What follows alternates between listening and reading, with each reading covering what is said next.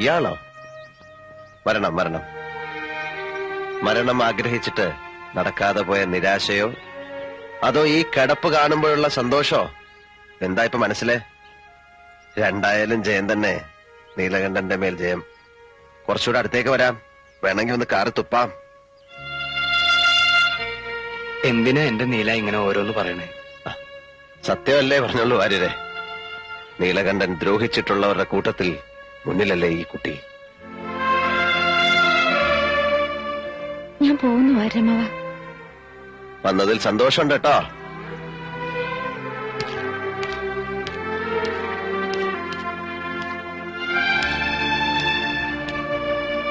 ചികിത്സ നടക്കുന്നു.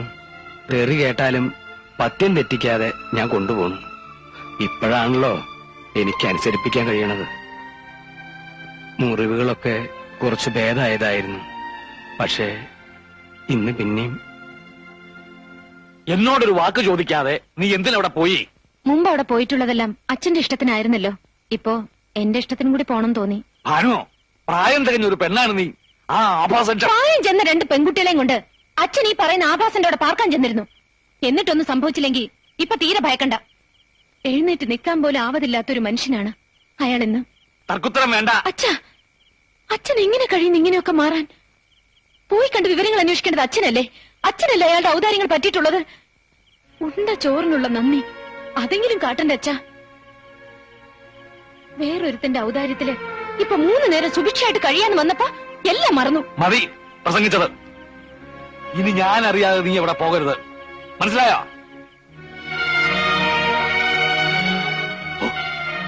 ആ അച്യുതൻ എങ്ങാനിത് അറിഞ്ഞാൽ പിന്നെ എങ്ങനെ ഞാൻ അവന്റെ മുഖത്ത് നോക്കും? ഇനി പോണെന്ന് കരുതിയതല്ല. പക്ഷേ അച്ഛൻ വാശിയിലാണെങ്കില് ഞാൻ പോവും. അതിന്റെ പേരിൽ ആരുടെങ്കിലും മുഖത്ത് നോക്കാൻ അച്ഛന് വിഷമമുണ്ടെങ്കിൽ വിഷമിപ്പിക്കാൻ വേണ്ടി തന്നെ മനഃപൂർവ്വം ഞാൻ പോവും. താനോ?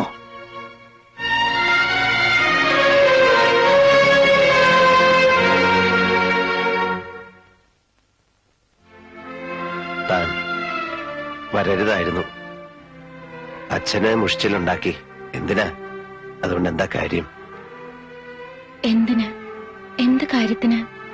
ഒന്നും ചിന്തിച്ചില്ല. വരണമെന്ന് തോന്നി വന്നു. ഇഷ്ടായിലേക്ക് പോവാം. എനിക്ക് ആരുടെ ഇഷ്ടക്കേട് വാങ്ങണമെന്നില്ല. ഇഷ്ടക്കേടോ? ഞാനങ്ങനെ പറഞ്ഞില്ലല്ലോ. ഭാനു എന്നെ കാണാൻ വരുമ്പോ ഞാൻ ചെയ്ത തെറ്റുകൾ താൻ പൊറുത്തു എന്നല്ലേ ഞാൻ കണക്കാക്കേണ്ടത്. അതിലെനിക്ക് സന്തോഷമാണുള്ളത്. പക്ഷേ പിന്നിട്ട കാലത്ത് ചെയ്തു പോയ തെറ്റുകൾക്ക് ഞാൻ ഇന്ന് പലിശ സഹിതം ശിക്ഷ വാങ്ങിക്കുകയാണ്. അപ്പോ എന്നെ കാണാൻ വരിക, സ്നേഹമോ കാരുണ്യമോ ഒരു നോട്ടത്തിലൂടെയെങ്കിലും എനിക്ക് തരിക. അങ്ങനെ ചെയ്യുന്നവർക്ക് ഈശ്വര കോപം ഉണ്ടാവും. താൻ വെറുതെ പാവം വലിച്ച് തലേ കേട്ടണ്ട.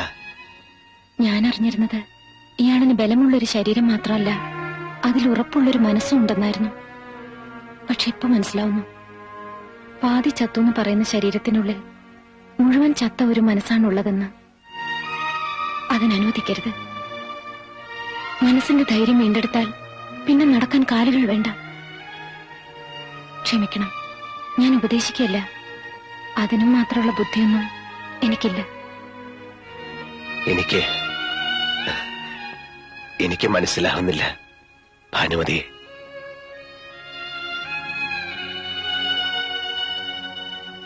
എനിക്ക് തിരിച്ചും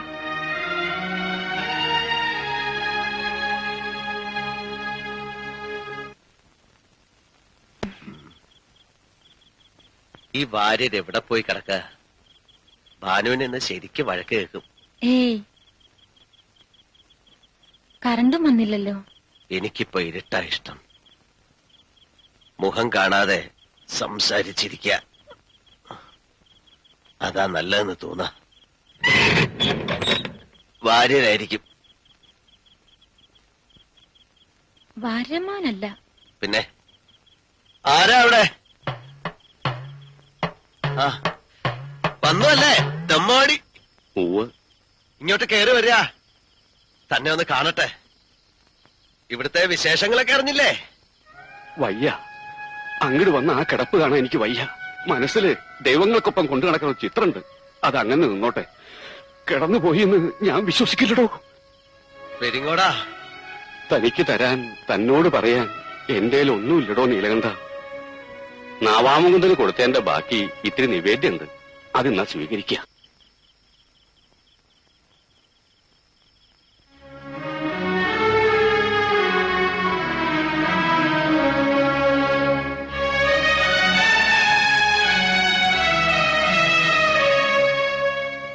പോയി അല്ലേ? ഹൃദയം നിറയെ സ്നേഹം മാത്രം കൊണ്ട് നടക്കുന്ന താൻ തോന്നി.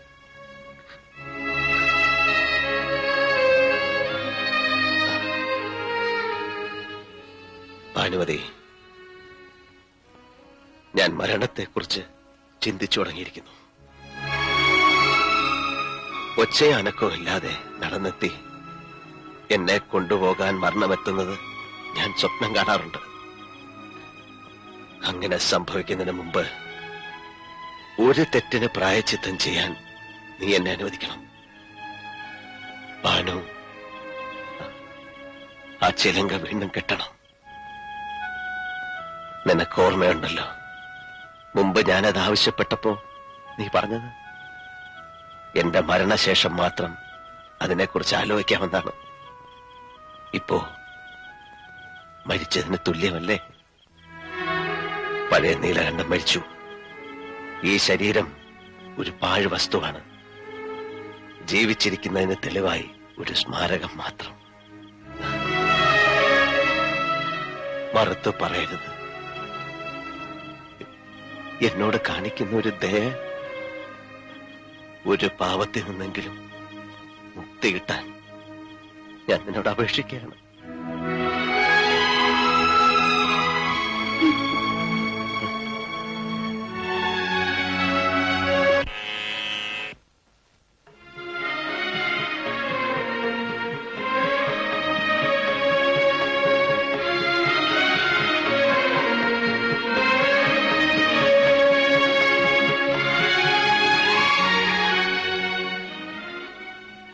ഞാൻ കരുതിയത് അച്ഛൻ അറിയുമ്പോ വലിയ സന്തോഷാവുന്ന.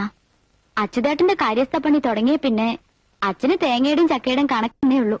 നൃത്തവും സംഗീതവും ഒക്കെ മറന്നുപോയി. നിനക്ക് സന്തോഷായോ? എനിക്ക് തൃപ്തിയായി.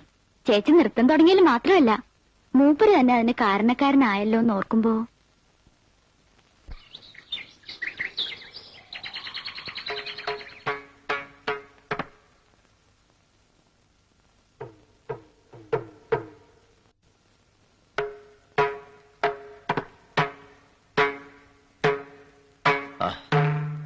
വെറുതെ ഒരു ശ്രമം നടത്തിയതാ. ഭാനു, ഇരിക്കൂ. പണിക്കർ സാറിനെ ഒന്ന് അറിയിക്കായിരുന്നു. അറിയിച്ചു കഴിഞ്ഞല്ലോ. ഭാനു എന്താ കരുതിയത്? മറുപടിയും വന്നു. അദ്ദേഹം വരുന്നുണ്ട്. ആ, കൂടെ ഡൽഹിയിൽ എന്റെ സുഹൃത്തായ CS ഉണ്ട്. അയാൾ നാഷണൽ TVക്ക് വേണ്ടി ഒരു പ്രോഗ്രാം തയ്യാറാക്കുന്നുണ്ട്. കേരളത്തിൽ വെച്ചാ എന്റെ ഷൂട്ടിംഗ്. ഭാനുവാ ആ പരിപാടിയുടെ ഡെമോൺസ്ട്രേഷൻ നടത്തുന്നത്. എങ്ങനെ? ഇത്രയൊന്നും പെട്ടെന്ന് എന്താ കരുതിയത് നീലകണ്ഠനെ കുറിച്ച്? ഞാനിവിടെ വെറുതെ ഇരിക്കാന്നാ? എഴുന്നേൽക്കണോ? അങ്ങനെ ഒരു ചിന്ത ഇല്ലാതില്ല. ഞാൻ സഹായിക്കാം. പ്രയാസാവും. ശ്രമിക്കാലോ.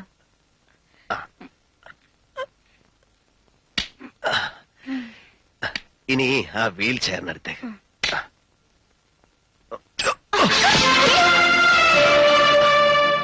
പുതിയ ജന്മമല്ലേ, അപ്പോ പിച്ച വെച്ച് നടന്നു പഠിക്കണം.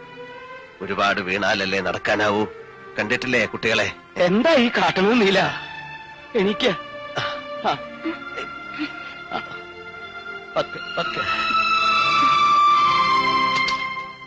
താൻ എവിടായിരുന്നു? പൊറുതി മുട്ടിയിരിക്കുക ശേഖരന്റെ ആൾക്കാരെ കൊണ്ട്. പുഴക്കരപ്പറമ്പിൽ ഒരൊറ്റ നാളികേരമില്ല. എന്തിനും ഇപ്പൊ അവറ്റയ്ക്ക് ധൈര്യം ഉണ്ടല്ലോ. ഇവിടെ ഉണ്ടായിരുന്നു തൂണുപോലെ 4 എണ്ണം. സ്വന്തം തടി നോക്കി എവിടെങ്കിലും ഒളിച്ചിരിക്കാവും. അവരെ എന്തിനാ കുറ്റം പറയുന്നത്? കണ്ട കാല് തല്ലി ഓടിക്കുന്നല്ലേ അവന്റെ ഭീഷണി. ഞാനൊരു പെറ്റീഷൻ കൊടുത്താലോ എന്ന് വിചാരിക്കുക. പോലീസുകാർക്ക് ഇത്തിരി ചില്ലറ കൊടുത്താലും വേണ്ടില്ല. വേണ്ട, എന്തെങ്കിലും ആവട്ടെ.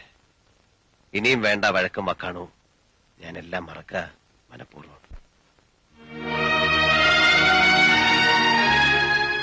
മറന്നേ പറ്റൂ. കാരണം ഇപ്പൊ മനസ്സ് മുഴുവൻ നീയാണ്. നീ നിന്റെ ഭാവി, നിന്റെ ജീവിതം.